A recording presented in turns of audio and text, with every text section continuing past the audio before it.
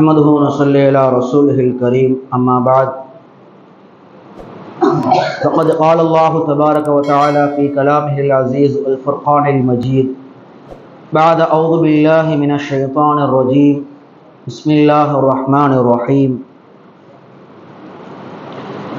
ألف لام ميم ذلك الكتاب لا ريب فيه هدى للمتقين وقال رسول الله صلى الله عليه وسلم تركت فيكم أمرين لن تضلوا ما تمسكتم بهما كتاب الله وسنة رسول الله صلى الله عليه وسلم. அருமையான அல்லாஹ்வின் நல்லடியார்களே, அல்லாஹ்வுடைய கிருபையால் நாம் எல்லாம் எதிர்பார்த்து கொண்டிருந்த புனிதம் மிகுந்த ரமலானுடைய மாதத்தை அடையக்கூடிய பாக்கியத்தை அல்லாஹ் நமக்கு கொடுத்திருக்கிறான். அதிலும் குறிப்பாக தராவீஹினுடைய தொழுகையும் அல்லாஹ் தொழக்கூடிய பாக்கியம் கொடுத்திருக்கிறான். அல்லாஹ் இந்த பாக்கியத்தை நம்முடைய வாழ்க்கையில் பல வருடங்களுக்கும் அல்லாஹ் பரக்கத்தாக்கி வைப்பானாக. இதுபோல ஏராளமான ரமலான்களை அடைந்து பரிபூர்ணமான ரஹ்மத்தையும் பரிபூர்ணமான அல்லாஹுடைய மன்னிப்பையும் பெறக்கூடிய அடியார்களாக அல்லாஹ் நம்மை ஆக்கி வைப்பானாக. கண்ணியமான அல்லாஹ்வினுடையார்களே, பல்வேறுபட்ட நபர்களுடைய வேண்டுகோளுக்கு இணங்க இன்ஷா அல்லாஹ் ஒவ்வொரு நாளுடைய தராவி தொழுகைக்கு பிறகும் ஒரு சில நிமிடங்கள் ஓதப்பட்ட ஜுஸுக்களிலிருந்து ஒரு சில விஷயங்கள் தங்களுக்கு முன்னால் சமர்ப்பிக்கப்பட இருக்கின்றன. அந்த அடிப்படையில் இந்த ஓதப்பட்ட முதலாவது ஜுஸு சூரத்துல் பக்ரா பேசுவதற்கு ஏராளமான ஆயிரக்கணக்கான விஷயங்கள் இருந்தாலுமே கூட முதல் ஆயத்தை நாம் பேசாமல் கடந்து வர முடியாது. அல்லாஹ் முதல் ஆயத்தை தொடங்குகின்ற பொழுது சொல்வான், ذَلِكَ கிதாப், நீங்கள் ஏதோ ஓதுகிறீர்களே, இதோ நீங்கள் கேட்கின்றீர்கள் இந்த குர்ஆன், இந்த வேதம் லா ரைப ஃபீஹ், அதில் எந்த விதமான சந்தேகத்திற்கு இடம் கிடையாது. இதில் எந்த எழுத்திற்கும், இன்னும் சொல்ல போனால் அதில் இருக்கக்கூடிய ஒரு புள்ளி அதற்கு கூட எந்த விதமான சந்தேகம் கிடையாது. அதில் சொல்லப்பட்ட எந்த கருத்திலும் சந்தேகம் கிடையாது. இன்னும் சொல்ல போனால் எதுவெல்லாம் நிகழ்ந்தது என்று சொல்லப்பட்டிருக்கிறதோ, இன்னும் எதுவெல்லாம் நிகழும் என்று சொல்லப்படுகின்றதோ அது எதிலேயும் சந்தேகம் கிடையாது. ஈமான்தாரிகளே, இதை முதலாவதாக குர்ஆனை ஓதக்கூடிய நீங்கள் விளங்கிக் கொள்ளுங்கள்.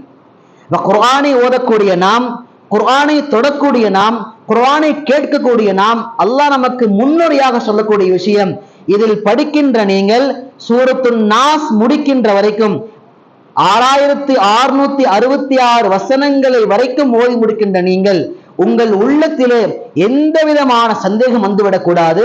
இதுதான் உங்கள் ஈமானினுடைய அடிப்படை என்று அல்லாஹ் ஆரம்பிக்கிறார்.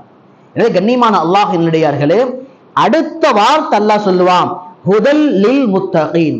இந்த ரெண்டு வார்த்தையை பத்தி மட்டும்தான் இன்றைய தினம் நாம் பேச இருக்கிறோம். ஒரு சில விஷயங்கள், அற்புதமான வார்த்தை அல்லாஹ் சொல்கிறான். இந்த குர்ஆன் எப்படிப்பட்டது என்று சொன்னால் ஹுதன். இந்த குர்ஆனுடைய பண்பு என்னன்னா வழிகாட்டக்கூடிய ஒன்று. குர்ஆனுடைய பண்பை பற்றி குர்ஆன் ஏராளமான இடத்தில் அற்புதமாக பேசுகின்றது. உதாரணமா அந்த குர்ஆன் எப்படிப்பட்டதுன்னா அல்லாஹ் சொல்லுவான், குல் ஹுவ லில்லதீன ஆமனு ஹுதன் வ ஷிஃபா, நபியே நீங்கள் சொல்லுங்கள், இந்த குர்ஆன் ஈமான்தாரிகளுக்கு, உங்களை போன்ற மக்களுக்கு, நம்மை போன்ற மக்களுக்கு இது ஹுதன் வ ஷிஃபா, இது நேர்வழி காட்டக்கூடிய ஒன்று, நிவாரணி தரக்கூடிய ஒன்று. உங்கள் உடலுக்கும் நிவாரணி, உங்கள் உள்ளத்திற்கும் நிவாரணி, உங்கள் கவலைகளுக்கும் நிவாரணி. கவலையாக இருக்கின்ற நேரத்திலே குர்ஆனை கவலை தீர்க்க வேண்டும் என்ற எண்ணத்திலே ஓதி பாருங்கள், உங்கள் கவலைகள் எல்லாம் தீர்ந்து போகிவிடும். இது போல உள்ளத்திற்கும் சரி உடலுக்கும் நிவாரணி. அல்லாஹ் இன்னொரு இடத்திலே சொல்வான், வனுனஸ்ஸிலு மினல் குர்ஆன், நாம் இந்த குர்ஆனை நாம் இறக்கி வைத்தோம், மா ஹுவ ஷிஃபாஉன், உங்கள் உள்ளங்கள் இருக்கக்கூடிய அழுக்கு பாவங்களுக்கு இதுதான் நிவாரணியாக இருக்கின்றது. வரஹ்மத்துல் லில் முஃமினீன், அல்லாஹ் கடைசி வார்த்தையாக சொல்வான், இந்த குர்ஆன் எப்படிப்பட்ட பண்புடையது என்று சொன்னால் முஃமினான அடியார்களுக்கு ரஹ்மத்தாக இருக்கின்றது. அப்ப பாருங்க, ஏராளமான வசனங்கள்ல குர்ஆனுடைய பண்பை பாருங்க. ஒண்ணு அல்லாஹ் வழிகாட்டக்கூடியதுன்னு சொல்றான், நிவாரணின்னு சொல்றான், ரஹ்மத்துன்னு சொல்றான். இதெல்லாம் ஒரு பக்கம் இருக்க, குர்ஆனுடைய ஆரம்பமா அல்லாஹ் சொல்றான் முத்தகீன், இரையச்சம் உடைய அடியார்களுக்கு இது நேர் வழிகாட்டும். எங்க அல்லாஹ் இந்த இடத்துல ஹுதல் லின்னாஸ்னு சொல்லல, எல்லா மக்களுக்கு வழிகாட்டும்னு சொல்லல. அல்லாஹ் சொன்ன வார்த்தை என்ன? இரையச்சம் உடைய அடியார்களுக்கு இது வழிகாட்டும். அறிஞர் பெருமக்கள் அழகான கருத்தை சொன்னாங்க. நேர்வழி காட்டுவதின் அர்த்தம் என்ன தெரியுமா? நேர்வழி எப்படி காட்டும்? போறவரை கூட்டு போய் காதர் சபாய் வாங்க இந்த ரோட்ல போலான்னு சொல்லுமா குர்ஆன்? இதான் வழிகாட்டுறதா? வழிகாட்டுதல் என்றால் அறிஞர் பெருமக்கள் சொன்னார்கள், உங்களுக்கு வெளிச்சத்தை ஏற்படுத்தும். எது ஹராம் எது ஹலால் உங்களுக்கு தெரிய வைக்கும். எது பித்அத் எது சுன்னத், எதை செய்தால் நன்மை கிடைக்கும் எதை செய்தால் பாவம் கிடைக்கும் உங்களுக்கு தெளிவான அறிவுரை சொல்லும். எது ஈமான் எது ஷிர்க் உங்களுக்கு தெளிவான அறிவுரை சொல்லும். இந்த எல்லா பிரித்தறியக்கூடிய அறிவு உங்களுக்கு கிடைக்கவில்லை என்றால் அல்லாஹ் பாதுகாக்க வேண்டும், நாம் முத்தகீனான அடியார்களாக இருக்க முடியாது. கண்ணியமான அல்லாஹ்வின் அடியார்களே, எனவே தான் இந்த குர்ஆனை முதலில் ஓத வேண்டும், பிறகு அதை கேட்க வேண்டும், பிறகு தர்ஜுமத்துல் குர்ஆனை எடுத்து தமிழாக்கத்தை படித்து பார்க்க வேண்டும். அன்பான நல்லடியார்களே, ரமலானுடைய மாதத்தை பயன்படுத்துங்கள். எந்த அளவிற்கு அதிகமாக குர்ஆனை ஓத இருக்கிறோமோ அதே அளவிற்கு தர்ஜுமத்துல் குர்ஆனை அதோடைய தமிழ் மொழிபெயர்ப்பை அதிகமாக படித்து வாருங்கள். ஏனென்றால் இது உங்களுக்கு நிச்சயமாக வழிகாட்டும். அல்லாஹ் இரண்டாவது சொல்றான் பாருங்க, அது யாருக்குன்னா பயபக்தியாளர்கள். பயபக்தியாளர்கள்னா யாரு? சுருக்கமா ஒரு 4 விஷயத்தை நான் 4 வார்த்தையில சொல்றேன். அல்லாஹ் இன்னொரு ஆயத்துல சொல்லுவான், யார் முத்தகீனான அடியார்கள் அப்படின்னா அவங்கள்ட்ட 4 பண்பு இருக்கும். அல்லாஹ் முதல்ல சொல்லுவான், அல்லதீன யுன்ஃபிகூன ஃபிஸ் ஸர்ராஇ வல் ضرா. பயபக்தியான அடியார்கள் யார் என்று சொன்னால் தன்னிடத்திலே பணம் இருந்த போதிலும் தர்மம் செய்வார்கள். பணம் இல்லைனாலும் தர்மம் செய்வான். அவன் சந்தோஷமா இருந்தாலும் கொடுத்து உதவுவான். அவன் பாக்கெட்ல 10 ரூபாவா இருக்குது, இப்ப 1 ரூபாவாவது கொடுப்பான். அப்ப கஷ்டத்திலும் தர்மம் செய்வார். அவர் சுகபோகமாக செல்வந்தராக இருக்கின்ற பொழுதும் தர்மம் செய்வார். இது முதலாவது பண்பு. இரண்டாவது பண்பு அல்லாஹ் சொல்வான், வல் காலிமீனல் கைர். அழகான வார்த்தை, தங்களின் கோபங்களை அடக்கி ஆழ்வார்கள், கோபத்தை மெண்டு விழுங்குவார்கள். இதோட அர்த்தம் ரொம்ப விசாலமானது, நிறைய பேசலாம். சுருக்கமா சொல்றேன் பாருங்க. கோபத்தை மெண்டு விழுங்குவதின் அர்த்தம் என்ன தெரியுமா? அறிஞர் பெருமக்கள் சொல்வார்கள், உலகத்தில் படைக்கப்பட்ட எல்லா ஆணுக்கும் எல்லா பெண்ணுக்கும் நிச்சயமாக கோபம் என்ற குணம் இருக்கும், நிச்சயமா இருக்கும். அப்ப அந்த கோபம் என்ற குணம் இருப்பது தவறல்ல. ஆனா அந்த கோபம் வரும் பொழுது என்ன வார்த்தையை பயன்படுத்துகிறோம்? கையை பயன்படுத்துகிறோமா? தவறான வார்த்தை பயன்படுத்துகிறோமா? அடித்து விடுகிறோமா? கோபத்தின் காரணமாக என்ன பேசுகிறோம் என்று தெரியாமல் பேசி விடுகிறோமா? அதைத்தான் அல்லாஹ் சொல்றான், கோபம் வரும் தப்பில்லப்பா, அந்த கோபம் வரும்போது மெண்டு விழுங்கணும். ஒருவரை நாம் திட்டுவதால் நாம் அதிகாரப்படுத்துவதாக முடியாது. அவரை திட்டுவதற்கு சக்தி இருந்தும் அவரை தண்டிப்பதற்கு சக்தி இருந்தும் என் கோபத்தை நான் அடக்கி ஆள்வேனையானால் நான் இறையச்சமுடைய அடியானாக இருக்க முடியும். குர்ஆன் சொல்லுது. அல்லாஹ் குர்ஆன்ல 3வது சொல்வான், இறையச்சமுடைய அடியார்களுடைய பண்பை சொல்லுவான், வல் ஆஃபீன அனின்னாஸ். எல்லா மக்களையும் மன்னித்து பழகுவார்கள். மனைவியை மன்னிப்பார்கள், பிள்ளைகளை மன்னிப்பார்கள், அண்டை வீட்டாரை மன்னிப்பார்கள், சக நண்பரை மன்னிப்பார்கள், ஏன் தன்னையே மன்னிப்பார்கள். யாரெல்லாம் தனக்கு அநியாயம் செய்தார்களோ அவர்களை மன்னிக்க கூடிய குணம் இருக்கும். அவன் 2010 அது பண்ணா, அவன் 1990 அதை பண்ணா, அவனை நான் மன்னிக்கவே மாட்டேன், அவனை நான் மறுமையில பாத்துக்கிறேன் என்று சொல்லக்கூடிய குணம் இறையச்சமுடைய அடியார்கள் குணம் அல்ல. அல்லாஹ் சொல்கிறான், அவர்கள் மன்னித்து பழகுவார்கள். 3வது கடைசி அல்லாஹ் அந்த ஆயத்துல சொல்வான், வல்லதீன இதா ஃபாலு ஃபாஹிஷதன் அவ் ஸலமு அன்ஃபுஸஹும் ஸக்கருல்லாஹ்.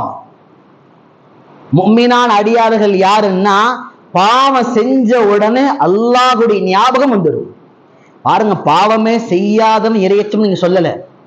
பாவமே செய்யாத மக்கள் இறையச்சமுடைய அடியார் என்று குர்ஆன் சொல்லல. ஏன்னா குல்லுபுனி ஆதம ஹத்தா, மனிதனாக படைக்கப்பட்ட அத்துணை படைப்பும் ஏதோ ஒரு சந்தர்ப்பத்திலே பாவம் செய்யும். ஆனா இறையச்சமுடைய மக்கள் எப்படி இருப்பாங்கன்னா, அந்த பாவம் நடந்துருச்சா காலையில இரவுல அல்லாஹ்ட்ட கதறுவாங்க. இரவுல நடந்துருச்சா பாவம் காலையில கதறுவாங்க. நேற்று நடந்த பாவத்திற்கு இன்று வருத்தப்படுவார். 20 வயசுல செஞ்ச பாவத்துக்கு 80 வயசுல அல்லாஹ் அழுகுவாரு, யா அல்லாஹ் அந்த வயசுல தெரியாத வயசுல புரியாத வயசுல ஒரு பாவம் செஞ்சுட்டேன், யா அல்லாஹ் என்னை மன்னித்து விடுவாயாக என்று கதறுவார். வல்லதீன இதா ஃபாலு ஃபாஹிஷதன் அவ் ஸலமு அன்ஃபுஸஹும், ஏதேனும் ஒரு அநியாயம் செய்து விட்டால், ஒரு பாவம் செய்து விட்டால் உடனடியாக அல்லாஹ்வின் பக்கமாக திரும்பி ஃபஸ்தக்ஃபிருல்லாஹ், அல்லாஹ்விடத்திலே மன்னிப்பு கேட்பார். இப்படிப்பட்ட குணம் படைத்தவர்கள் தான் இரையச்சம் பெருமக்கள், இரையச்சவாதிகளாக இருப்பார்கள். இந்த இரையச்சம் இருக்கக்கூடிய மக்களுக்குத்தான் இந்த புனித மிகுந்த குர்ஆன் அவர்களுக்கு வழிகாட்டியாக, அவர்களுக்கு வெளிச்சமாக, அவர்களுக்கு சத்தியத்தையும் அசத்தியத்தையும் பிரித்து காட்டக்கூடிய ஒன்றாக இருக்கும். கண்ணியமான அல்லாஹ்வின் அடியார்களே, அல்லாஹ் இந்த ஆயத்தை விளங்கக்கூடிய பாக்கியம் தருவானாக. அல்லாஹ் இந்த ஆயத்தை விளங்கி அமல் செய்கின்ற பாக்கியம் தருவானாக. அல்லாஹ் நம் எல்லோரையும், தாய்மார்களையும் சகோதரர்களையும் எல்லா பெருமக்களையும் இறைச்சமுடைய அடியார்களாக அல்லாஹ் ஆக்கிடுவானாக. அந்த கூட்டத்தில் அல்லாஹ் நம்மை சேர்த்துடுவானாக. காலம் முழுக்க இந்த குர்ஆனை கொண்டு ஹிதாயத்தையும் ஷிஃபாவையும் ரஹ்மத்தையும் பெறக்கூடிய மக்களாக ஆக்குவானாக. கண்ணியமான அல்லாஹ்வின் அடியார்களே, நாம் ரமலானுடைய மாதத்திலே ஆரம்ப நாட்களில் நாம் தொழுகுவது பெரிய விஷயம் அல்ல. முதல் நாள் 2 நாள், முதல் 2 நாள்ல தொழுகிறோம், நோன்பு வைக்கிறோம், குர்ஆன் கேட்கிற பெரிய விஷயம் இல்ல.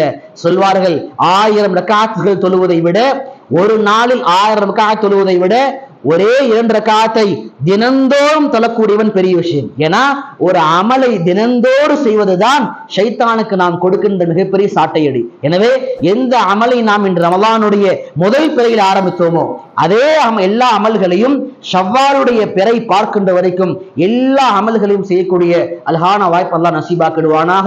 வாஹ்ரு தாவனா அல்ஹம்துலில்லாஹி ரப்பில் ஆலமீன். Cool air service. எங்களிடம் ஏசி, ஃப்ரிட்ஜ், வாஷிங் மிஷின் சிறந்த முறையில் சர்வீஸ் செய்து தரப்படும். கான்டாக்ட் அய்யூப் கான் 9751827872, எருமப்பட்டி, நாமக்கல்.